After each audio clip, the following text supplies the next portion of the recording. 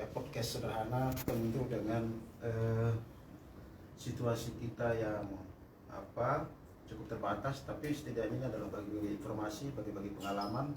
Ini menjadi bagian dari kehidupan kita sebagai iklim intelektual yang harus diciptakan oleh sahabat-sahabat di Milenial Bintang 9.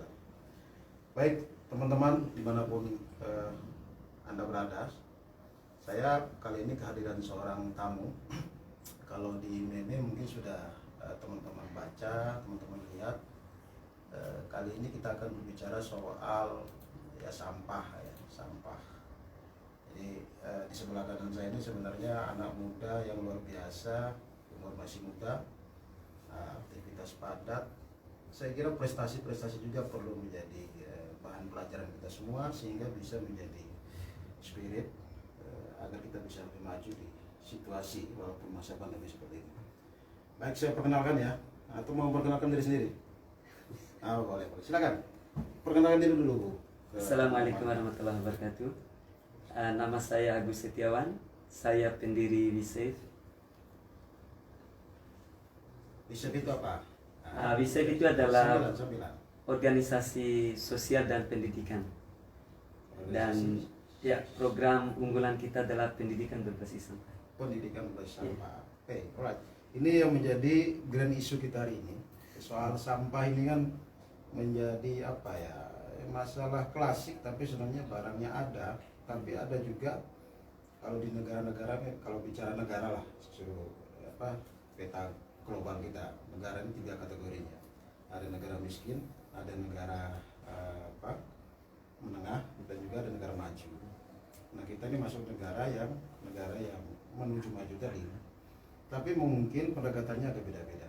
Tapi sebelum kita ke sana, karena tema kita hari ini belajar bagaimana mengatur sampah, tentu ada best practice yang dimiliki oleh ini Agus Setiawan, tapi panggilannya sebenarnya Teacher One.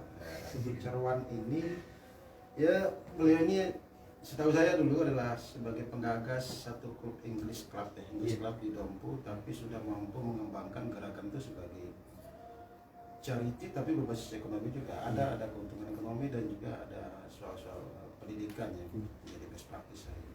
Nah, saya mau nanya nih, dari mana mulainya? Kok bisa ini sampah bisa dikelola dengan bagus itu? Gimana ceritanya? Saya ceritakan. Alhamdulillah di tahun 2004 itu awal mula saya kursus bahasa Inggris. 2004 ya? 2004. Itu awal mula kursus bahasa Inggris. Ya, pertama bisa menerima bahasa Inggris dari guru saya. Dan saya berusaha menerapkan bahasa Inggris itu pada teman-teman saya. Dan alhamdulillah sukses. Seiring berjalannya waktu, saya membuka kursus bahasa Inggris gratis sampai tahun 2013. Kursus bahasa Inggris gratis. Ngajar di berbagai kampung di Kabupaten Dompu, alhamdulillah. Dan di tahun 2013 itu masalah yang sering dibahas oleh dunia, khususnya di Kabupaten Dompu di NTB. Masalah adalah masalah sampah. Masalah yang terbesar. Itu yang belum bisa terselesaikan sampai hari ini. Artinya waste management itu masih belum bisa diselesaikan. Dan alhamdulillah karena saya diajarkan oleh Dai sendiri bagaimana cara menyelesaikan masalah. Bukan rahasia deh, kenapa belajar sendiri nih. Kehebatannya Menyelesaikan masalah. Oke. Jadi masalah sampah adalah bagian dari ikut menyelesaikan masalah. Salah satu soal sampah. Benar. Oke, terus? Ya. Diajarkan waktu itu bagaimana ada masalah dan kita mengenal potensi diri kita, apa yang bisa kita selesaikan dengan potensi kita, sehingga masalah di sekitar kita selesai. Itu yang diajarkan oleh Dai pada saat itu. Salah satu pendekatannya adalah soal sampah. Soal sampah. Sampah ini, kenapa sampah? Kenapa sampah? Kami pada saat itu kebingungan masalah operasional. Apalagi kami sudah tersebar luas di Kabupaten Dompu. Otomatis kami membutuhkan biaya operasional, termasuk pembelian papan, spidol, dan transportasi seperti bensin atau ojek. Dan kami berpikir pada saat itu ada yang mengusulkan jual jajan. Alhamdulillah kita lakukan itu untuk biaya operasional lembaga. Dan alhamdulillah setelah kita berpikir, kita melihat di kampung kita itu bahwa orang Jawa pengepul, mereka bisa kaya dengan sampah ini gitu. Kaya dengan sampah. Kaya dengan sampah. Dan disitulah kami berpikir gitu. Kita kan punya potensi. Siswa kita banyak gitu, ratusan gitu. Bagaimana kursus kita ini dibayar dengan sampah? Yang awalnya gratis tapi kita rubah bayar dengan sampah. Nah, disitulah awalnya. Dan alhasil alhamdulillah dari hasil sampah yang dikumpulkan oleh siswa tersebut ya kita bisa membuat lembaga kita ini sustainable. Dari tahun Sampai berapa? sekarang. Dari Dari tahun 2013 sampai sekarang. 2013 awal. Dan saya dengar perkembangannya luar biasa, bukan hanya di Dompu tapi udah di banyak berapa daerah? Alhamdulillah Chef di sekarang. Mataram ada, di Jogja ada, di Malang ada. Makassar? Alhamdulillah Oh, di ya bisa menjadi pengurus besar ini ya. Alhamdulillah pengurus besarnya ada di Kabupaten Dompu karena kita ingin merubah bahwa biasanya organisasi Sebentar, datang dari nasional. saya ingin bertanya, kenapa orang-orang tertarik dengan chef? Apa gara-gara sampahnya, apa edukasi atau apa? Kenapa? Uh, banyak hal yang membuat mereka itu tertarik dalam segi nilai edukasinya, Oke, edukasi. ya nilai istilah inovatif, ya menyenangkan. Oke. Jadi ide-ide kreatif itulah yang membuat Ada teman-teman bisa- itu, iya. Dan bisa- yang bisa dikelola. khususnya bahasa Inggris, Oke. itu bahasa internasional. Apalagi sekarang ini beasiswa internasional itu di mana-mana. Gitu. Tapi kalau boleh saya tahu, chef itu apa ya? Goal destination-nya apa sih? Jadi goal destination dari chef tadi selain mulai dari bahasa Inggris kemudian mulai sampah, apa sebenarnya outputnya yang mau dicapai? Oke, dengan best practice sampai ini menjadi Iya. basis. Tujuan utama kami adalah bagaimana menjadi manusia yang bermanfaat untuk manusia Oke, lain. catat itu ya. Gitu. Jadi Karena kami punya moto sebarkan kebaikan, bagikan luar kebahagiaan. biasa. That's point. Ya. Oke, kita tangkap. Nah, dengan tadi muncul jadi chef hadir dengan charity kemudian ingin fundraising. Iya. Ya, ini kan kalau dalam konteks organisasi sosial, dia itu kan butuh dana. Maka Iya. dia harus melakukan charity fundraising. We're gonna survive. Nah, salah satunya soal sampah. Nah, apa aktivitas yang sudah diperbuat? Apa sih tahapan-tahapan kegiatan sehingga Teacher One mampu mengorganisir sampah ini menjadi punya daya jual? Gimana sih ceritanya? Dari gitu loh. Bisa biar teman-teman bisa belajar nih. Iya. Alhamdulillah awalnya kita mengenal potensi diri kita sendiri untuk menyelesaikan masalah. Oke. Masalah yang pertama adalah masalah edukasi. Siswa mau belajar bahasa Inggris tapi ekonominya menengah ke bawah. Oke. Nggak ada biaya, jadi mereka kepengen belajar, mereka kepengen sukses, tapi bicara lagi masalah ekonomi itu yang menghambat mereka gitu. Yang pertama, yang kedua masalah sekitar kita, terutama masalah sampah ini adalah masalah dunia. Penyakit terbesar ditimbulkan dari masalah lingkungan yang kurang bersih, yang kurang sehat. Oleh karena itu kita perpadukan dua potensi. Iya, iya. Dua masalah itu dengan satu kekuatan, yaitu kursus bahasa Inggris dibayar dengan sampah. Artinya nilai pendidikannya di bidang pendidikan kita bisa selesaikan, dan di bidang lingkungan juga kita bisa selesai, bahkan nilai ekonominya juga muncul pada saat ini. Oh, Ada jadi nilai ekonominya gitu. korek ya. Jadi yang dilakukan oleh chef ini di konteks sampah tadi ini soal keresahan soal lingkungan, Iya. katakanlah ekologi lah. Jadi kesadaran ekologi sebenarnya. Yang kedua, sampah kemudian menjadi punya nilai profit untuk menutupi kebutuhan pendidikan. Pendidikan. Jadi korek tiga hal sebenarnya, ekologi, Ekonomi, ekonomi, edukasi. Oh, keren, bisa. Nah, apa produk dari yang sudah dengan sampah? Saya dengar tuh ada sekolah, ceritakan dong sekolahnya yang Alhamdulillah dari sampah ini kan sekolah iya. ini. Nah, coba ceritakan dulu. ini awalnya kenapa kita ingin membangun sekolah yang dibayar dengan sampah. Yang pertama memang sulit untuk menyadarkan manusia lain gitu, kalau bukan dari kita sendiri. Dan hampir ke bupati, bahkan ke wakil gubernur, saya mensosialisasikan bagaimana pendidikan berbasis sampah ini dipatenkan oleh pemerintah gitu, menjadi program prioritas untuk menyelesaikan masalah sampah di Indonesia ini. Artinya mengurangi sampah itu tidak mampu, karena perusahaan plastik itu tetap akan tetap terjadi gitu. Iya, kalau perusahaan plastik itu ditutup, itu artinya PHK besar-besaran yang terjadi Berdampak di Indonesia, berdampak pada tenaga kerja gitu. Ya. Oleh karena itu kita harus putar masalah sampah ini. Kita masuk di dunia pendidikan. Kenapa masuk di dunia pendidikan? Karena orang-orang cerdas itu ada di dunia pendidikan, dan masyarakat paling banyak itu ada di dunia pendidikan, mulai dari SD, SMP, SMA, bahkan mahasiswa ada semua di dunia pendidikan. Alangkah bagusnya ketika sampah ini, pengolahan sampah ini masuk artinya menjadi kurikulum utama waste management di tingkat pendidikan gitu. Oke. Artinya kita mulai mengajarkan kesadaran dari anak SD sampai perguruan tinggi. Karena apa? Ketika kita memberikan pemahaman pada orang-orang cerdas, cepat koneksinya gitu.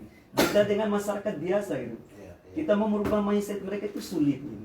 Nah, begini. Sulit sekali. Oke lah, itu semua sudah ini. Mungkin kita mendengar di Nusa Tenggara Barat itu ada program Zero Waste dengan ekspektasi besar bahwa sampah bisa dikelola untuk menuju NTB hijau. Sampah bisa dikelola dengan bank sampah, dengan asumsi bank sampah ini punya manajemen yang bagus dan segala macam. Bahkan sampah dikelola menjadi sebuah, bukan lagi soal edukasi saya lihat, menjadi destinasi wisata. Itu yang saya tangkap di program Zero Waste. Nah, setelah gimana Teacher Wan sendiri melihat seperti apa itu? Ada nggak kira-kira tadi ekspektasinya minimal menjadi program pemerintah? Tapi di Zero Waste ini sebenarnya sudah akan ada mau ke sana gitu. Nah, Teacher Wan sendiri melihat seperti apa dari pengalaman yang ada? Dari pengalaman ada, kalau di NTB ini lambat sekali gitu. Lambat ya? Lambat, sangat lambat sekali dengan anggaran yang luar biasa. Sebenarnya masalah sampah ini tidak membutuhkan anggaran. Puluhan miliar loh. Zero Waste itu puluhan miliar loh. Tapi saya kesana kemari Kampenan sampah masih numpuk.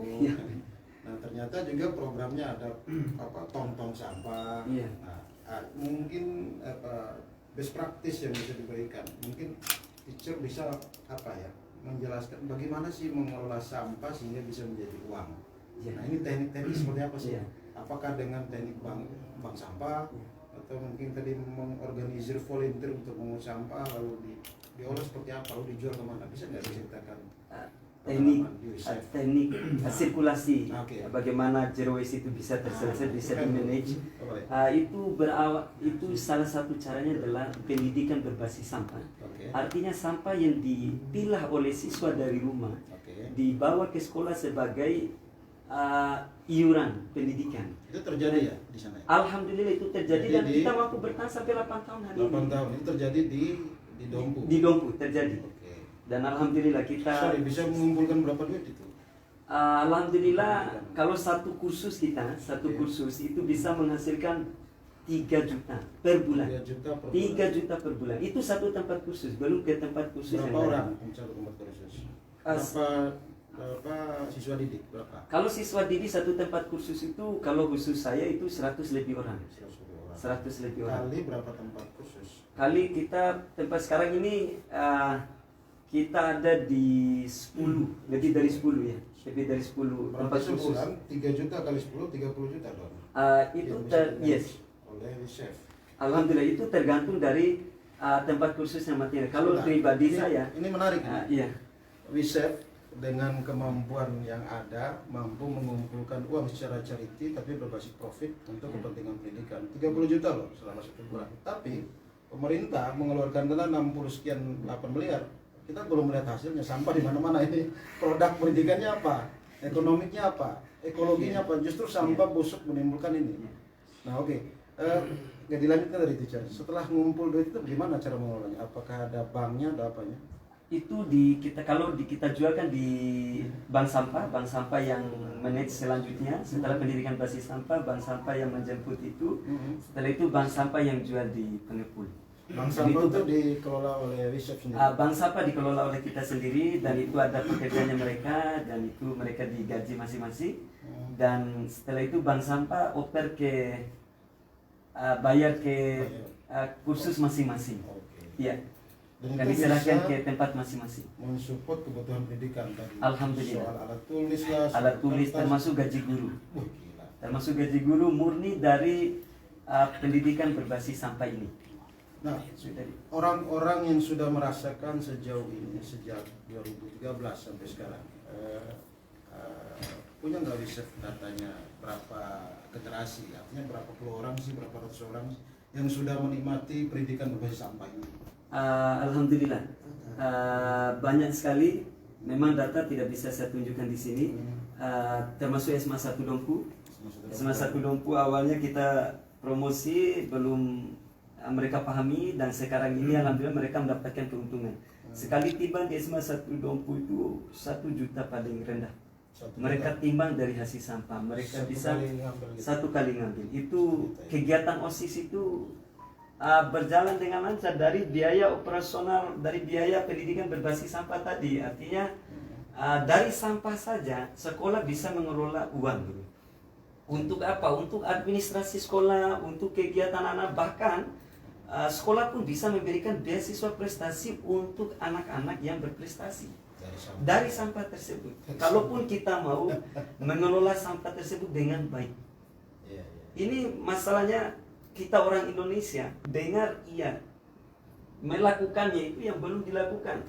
Saya istilahnya keinginan harapan kami gitu, coba lakukan dulu, baru kita tahu apa kendalanya, apa masalahnya, dan apa yang kita harus diperbaiki seiring berjalannya waktu. Kita ini fokus di bank sampah. Kami meyakini belum mampu merubah mindset, karena bank sampah itu hanya orang-orang tua, dan orang tua itu banyak kebutuhan ekonominya. Sedangkan anak kita belajar dari Jepang. Kita sering studi banding di Jepang. Dari dulu sampai sekarang kita sering studi banding di Jepang. Di Jepang itu tidak ada tong sampah sama sekali. Tidak ada tong sampah sama sekali. Tapi kebersihan Jepang itu luar biasa. Kenapa bisa seperti itu? Berapa kali ke Jepang? Alhamdulillah siswa-siswa saya sering ke Jepang. Nah ini harus diceritakan juga Ya, bahwa kalau ke Australia saya dengan sampah bisa mendistribusi anak-anak muda di Dompu yang kreatif dan punya clever gitu, bisa distribusi di banyak negara. Nana Wisef sudah ke berapa negara nih? Alhamdulillah ke Australia kita waste management kita juara 1 pada saat itu. Oke, terus gimana lagi? Di Jepang. Ya, kita di Singapura, China, ya Malaysia. Mainannya bukan ke Jawa Timur, Amerika. Ini Wisef ini mainannya ke luar negeri. Alhamdulillah. Tapi setidaknya dengan jejaring yang dimiliki, kemampuan informasi yang ada, maka itu bisa mendorong satu creativity activity menurut saya itu yang out of the box sebenarnya. Ini kan kebiasaan-kebiasaan yang tidak biasa menurut banyak. Ada juga banyak pelajaran di tempat kita, ada bank-bank sampah yang semuanya, tapi selalu tumbang dengan soal manajemen dan konsistensi. Nah, pertanyaan saya, bagaimana Wisef ini sehingga tadi saya cukup apresiasi bahwa Wisef mampu membuat pendidikan berbasis sampah tadi. Nah, tapi persoalannya banyak sekali yang punya obsesi begitu, tapi gagal di tengah jalan. Satu, karena memang proyek. Yang kedua, memang ya tadi soal istiqomah, konsistensinya itu. Nah, bagaimana menjaga soal teknik mengelola bank sampahnya itu bisa profesional, di sisi lain juga menjaga timnya juga itu bisa lebih konsisten. Apa rumus, apa kira-kira rumus atau rahasia yang bisa dibagi ke teman-teman agar yang mendengar, membaca dan menonton ini bisa belajar dari Wisef gitu. Apa yang Alhamdulillah cukup sederhana, yaitu niat. Kembali lagi dari niat itu. Jadi itu niat cara konsisten, niat harus kuat. Niat, kalau niatnya kuat, otomatis pasti prinsipnya kuat. Nah, soal keterampilan bank sampah gimana? Apa yang paling penting di situ kan? Karena begini, biasanya dalam sirkulasi sebuah mata profit ekonomi itu ada base, ada niat, ada spirit, ada keterampilan. Kemudian ada barangnya yang kalau dengan bagus sampah ini, kemudian ada pasar. Tiga hal. Bagaimana mengelola itu menjadi sebuah produk yang bagus sehingga sampah Anda tadi laku. Alhamdulillah memang bicara masalah sana gampang sekali dia. Istilahnya berapapun jumlah sampah yang kita miliki itu akan habis semua. Dan sampah juga tidak seperti nasi, tidak seperti jajan yang lain gitu. Sampah itu kan kapanpun kita simpan tetap seperti itu dia. Dan sebenarnya dia punya nilai. Ya bagaimana kita mempertahankan itu dari manajemen.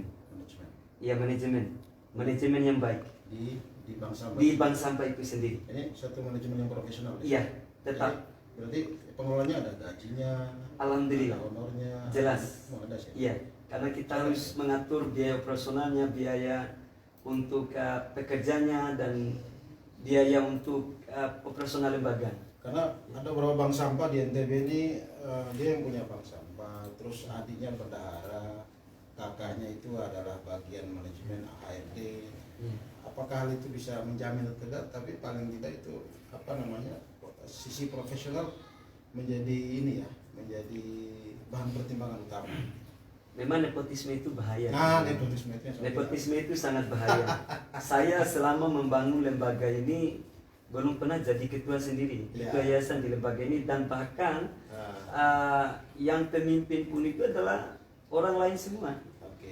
Tidak ada keluarga sendiri, karena memang kita sudah wakafkan lembaga ini adalah untuk masyarakat Dompu. Yayasan ini untuk masyarakat Dompu, bukan untuk pribadi. Biasanya yayasan atau lembaga itu untuk pribadi, apalagi sudah berjuang dari dulu. Sampai saya bangun saya sendiri. Benar, itu yang dipikirkan. Yang lain lewat ya. Benar. Memang kita harus hilangkan nepotisme ini. Oke, penting ya. Artinya profesionalitas dalam mengelola bank sampah itu penting. Itu penting. Nah, terus kemudian komitmen dan niat yang kuat harus ini juga. Itu yang. Nah, soal pasar, apakah pasar itu kita baca potensinya, ada nggak kewajiban? Kan biasanya begini, oh udah bikin bank sampah, pemerintah nggak menyediakan. Ya. Nah, kalau pengalaman Bishop, apa menunggu pemerintah, apa langsung jalan pada potensi? Selama ini kita tidak pernah. Seandainya pemerintah mendukung, mungkin lebih besar daripada itu. Dan kita. Jadi pemerintah belum mendukung? Belum mendukung. Pemerintah kabupaten? Belum mendukung. Pemerintah provinsi? Belum mendukung. Ini catat ini. Nah, itu saya bisa memastikan itu. Kalaupun mendukung ini kegiatan, pasti akan lebih besar.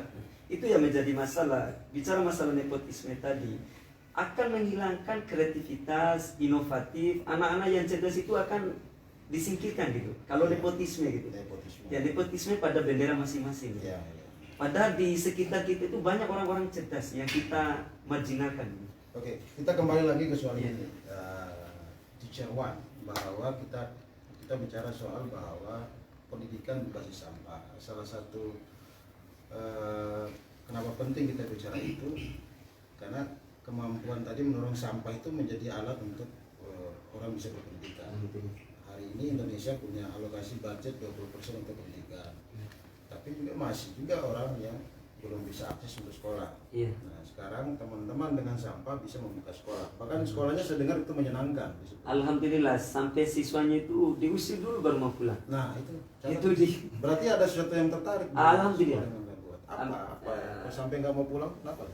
Memang kita merancang khusus, dan sampai kita membuat kurikulum sendiri, membuat RPP sendiri.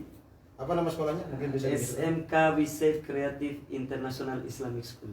Kalaupun teman-teman mau datang studi banding di sana, silakan. Karena memang niat kita punya mimpi besar bagaimana di SMK Wisef itu menjadi tempat studi banding orang seluruh dunia. Tapi muridnya nggak bayar sama sekali ya? Nggak bayar sama sekali, mereka sampah. Harus bawa sampah. Sekarang berapa muridnya? Alhamdulillah sekarang 51 orang. Dan mau buka lagi. Alhamdulillah untuk buka yang ketiga. Katanya masih minta izin tapi belum dikasih pemerintah. Belum dikasih. Nah, nanti saya sebagai anggota Komisi 5 saya akan minta akan segera Iya. membantu bahwa ada luar biasa kehadiran masyarakat dengan satu keinginan yang kuat. Pemerintah juga mungkin mengabaikan itu. Benar. Perlu kita sampaikan bahwa ini penting, harus disupport. Tapi itu menjadi catatan penting bahwa dengan sampah kemudian berhasil melahirkan satu pola pendidikan yang baru, dan orang yang sekolah itu miskin-miskin ya, anak-anak di bawah kategori bukan saja miskin mereka, tapi mereka punya masalah mental. Artinya mereka anak buangan, tapi setelah di sana ada yang hafal 8 juz sampai 8 juz. Korban narkoba, ada semua ada di sana, broken home, narkoba, anak yatim, ada semua di sana. Bagaimana tantangannya kok bisa orang-orang itu diajak kemudian membangun kesadaran bersampah Anda bisa bersekolah? Gimana?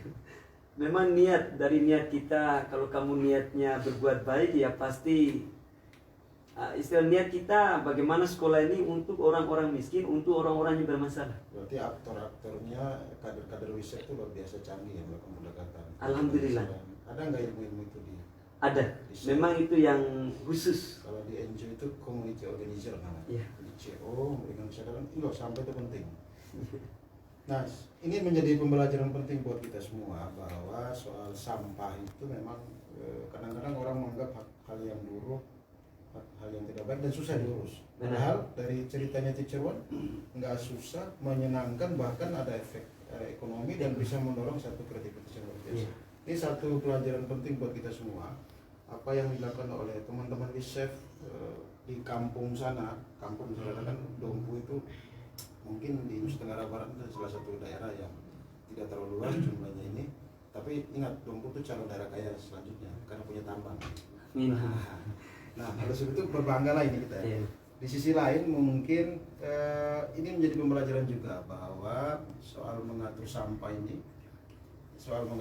ini juga tadi bahwa ada 3 spirit penting, bahwa sampah ini harus dibangun kesadaran ekologi, bahwa dengan mengelola sampah, memungut sampah, menempatkan di tempatnya, bahkan dijual, diproduksi menjadi nilai ekonomi, itu sudah ikut serta menjaga alamnya lebih bagus ke depan secara ekologis. Yang kedua secara ekonomi, kalau sampah tadi ternyata punya nilai ekonomis yang luar biasa. Di sisi lain, kreativitas yang dibangun oleh teman-teman bisa dengan sampah bisa membuat sumber daya manusia yang lebih Alhamdulillah. bahkan menyelesaikan masalah-masalah sosial kan, korban narkoba, korban broken home, anak-anak yang tidak putus sekolah diajak sekolah di situ. Ya, kan? Bahkan mereka asrama makan 3 kali sehari gratis, nggak bawa beras sama sekali itu. Sudah sekolah gratis, makan minum gratis. Oke, saya mau tanya nih terakhir sebelum kita close. Menurut Teacher One, ekspektasi apa sih ke depan ini yang diharapkan dengan program yang sudah dijalankan, dan apa yang diharapkan dari pemerintah dengan program Zero Waste-nya? Apa yang diharapkan gitu? Harapan ke depan kami bagaimana pendidikan berbasis sampah ini dipatenkan oleh pemerintah menjadi peraturan daerah gitu. Mungkin perda. Kalaupun ini dijadikan perda, mungkin satu-satunya provinsi di Indonesia bahkan di dunia yang menerapkan pendidikan berbasis sampah. Berat ini karena di tingkat NTB sendiri udah hiruk pikuk nih 2 hari 3 hari terakhir ini, bahkan beberapa anggota DPR menyatakan bisa kita coret program Zero Waste ini karena nggak jelas ujungnya.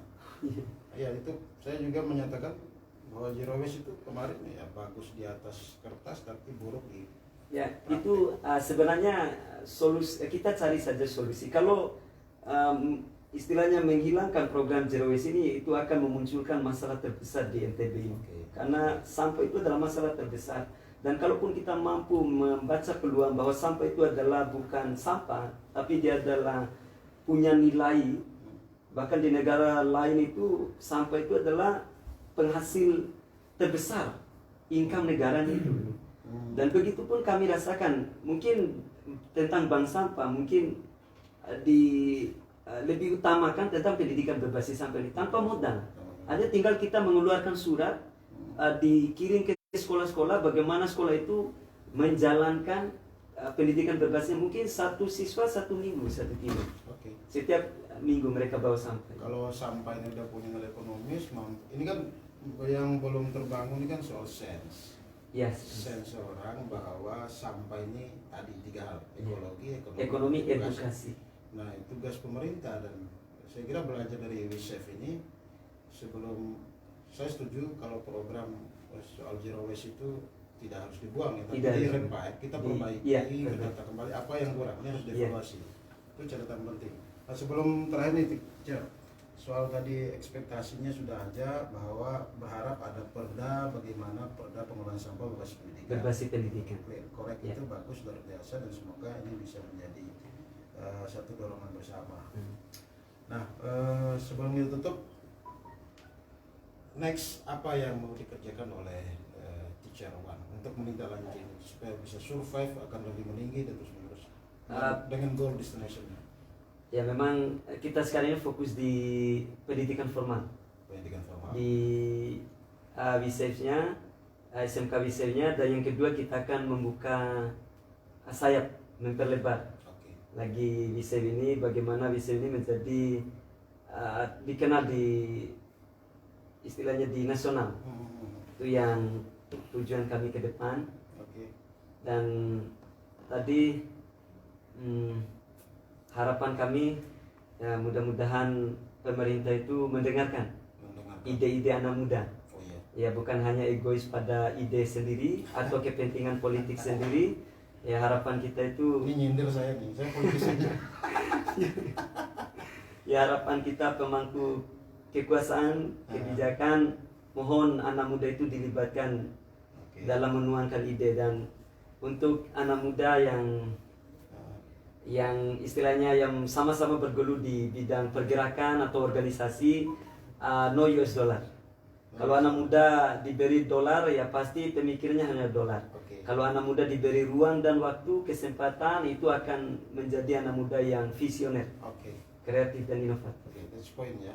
Maksud saya ini luar biasa. Mudah-mudahan dari dialog kita yang hampir 30 menit ini di podcast kali ini ada pembelajaran penting. Tapi setidaknya bahwa dengan gembor-gembor program pemerintah yang memang ada beberapa visi misi Gubernur NTB yang 5 item itu salah satunya soal zero waste. Zero waste menjadi sorotan utama. Tapi kita lewat Milenial Bintang 9 ini loh, ada sejenis best practice yang bisa menjadi contoh bukan hanya untuk pemerintah dan kita semua saya kira. Itu yang pertama. Terus yang kedua, kita semua harus memberikan apresiasi anak muda seperti Teacher Wang. Dia melakukan ini dengan satu spirit keikhlasan, komitmen yang kuat, dengan tantangan yang luar biasa, dan ini running terus ke depan. Saya tidak tahu sampai kapan, tapi spiritnya ada. Nah ini prestasi yang memang yang ada di anak muda dimanapun, dan kita wajib memberikan apresiasi. Saya tidak bisa memberikan apresiasi apa-apa, hanya bisa mengundang di MBS dan saya ceritakan kepada orang, yo ini ada satu truth story dan best practice yang menjadi pembelajaran kita semua. Yang terakhir, saya juga berterima kasih sekali lagi untuk kesempatan Teacher Wan. Di podcast ke depan kita akan tetap mengupas ada anak muda milenial yang memang dengan kreativitas, aktivitas dan prestasinya yang kadang-kadang itu susah sekali untuk dilihat oleh mata telanjang. Tapi satu yang saya katakan bahwa mutiara itu walaupun ada di lumpur dia tetap mutiara. Jadi go ahead, selama Anda punya prestasi, berkarya terus, Nusa Tenggara Barat bisa maju. Saya kira demikian. Terima kasih. Mungkin Teacher Wan, say hello, say bye-bye buat teman-teman. Sukses. Mungkin ada teman-temannya juga nonton semua. Oke, halo semua. Oke. Mudah-mudahan tetap semangat, sebarkan kebaikan, bagikan kebahagiaan. Keren. Oke, saya kira demikian ya. Kita udah 30 menit. Sekali lagi terima kasih. Semoga dialog kita, podcast kita hari ini ada manfaatnya. Tentu kebaikan-kebaikan harus terus disebar. Kejelekan-kejelekan cukup Anda masukkan di kantong, jangan dibagi-bagi. Ya, terima kasih. Selamat sore. Salam sejahtera untuk kita. Assalamualaikum warahmatullahi wabarakatuh.